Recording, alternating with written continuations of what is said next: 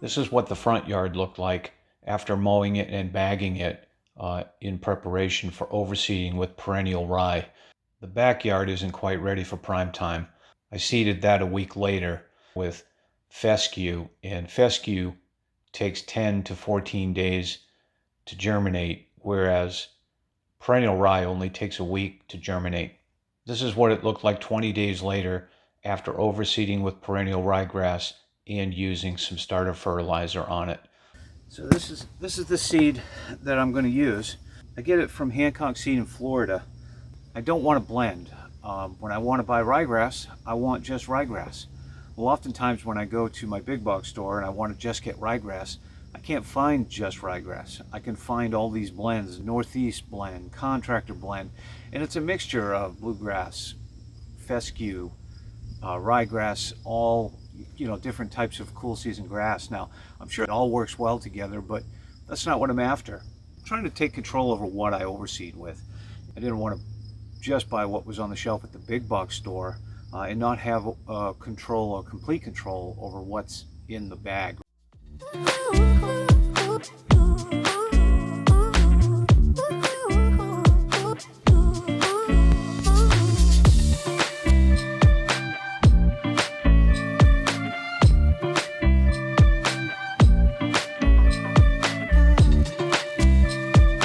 These are 25-pound bags. This is perennial rye, and it is a blend. It's not a blend of different types of grass. It's just a blend of different ryegrass cultivars. But I know what I'm getting before I even order it. This is a bag of ryegrass that I used from 2019. The name of the type of ryegrass blend it is the same. But if I look at this, this is 34.74% SR 4650, 32% SR 4600. And here's something that I thought was interesting when I purchased this. 27.5% sideways perennial ryegrass. Now, the description on their website when I bought this grass and showed that they had somehow developed a ryegrass that would spread. Now, typically ryegrass doesn't spread. It gets a little thicker, but it won't spread like a bluegrass would. Kentucky bluegrass will spread and fill in bare areas and whatnot. Ryegrass typically won't do that. Fescue typically won't do that. But ryegrass will get thicker. Now, in this case, it talked about this specific cultivar as having been developed to allow for some side spreading type of characteristics. But if I look at the cultivars that are on here, SR 4650, which was in this bag, and then one called Thrive wasn't in this bag, and one called Bandalore wasn't in this bag either. So there are some differences in the blend, and I'm not sure what the significance there is, or even if it matters. Ryegrass is ryegrass, right? And would someone like me notice that there's a different cultivar when a ryegrass sprouts up? I don't think so. Ryegrass is pretty. All of it that I notice, I just like it. This will be used in the front. This will also be used in the front. I'm going to sprinkle this on some of the bare spots that are down to the dirt where I've got some die off.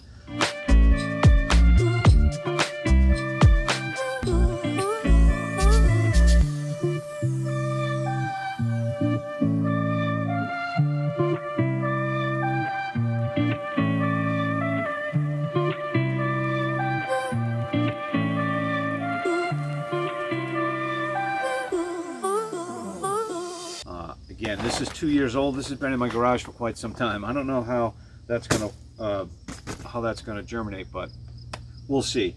Now, this is called Titan RX Tall Fescue. I ordered this stuff a month ago. I was a little concerned about availability, right? Seed is a crop. It's harvested just like wheat or corn or what have you, right? When it's gone, it's gone. So it's not like they manufacture this stuff. And so I wanted to make sure that I was able to get the seed that I wanted before it was all gone. So I ordered it early, about a month before I needed it. So I'm using my rotary spreader to spread the seeds, and with this spreader I have a what Earthway calls the side spread control. You can see the label here. When you move this lever to the right side, it limits the spread pattern to just the right half. This allows me to keep control of where the seed spreads along edges. Here's a closer look at that side spread control, and what it does is it limits, by sliding this over, it basically shuts off one of the 3 holes that are down inside. If you look down inside here, you can see when I open the holes up, there are 2 of the holes are blocked.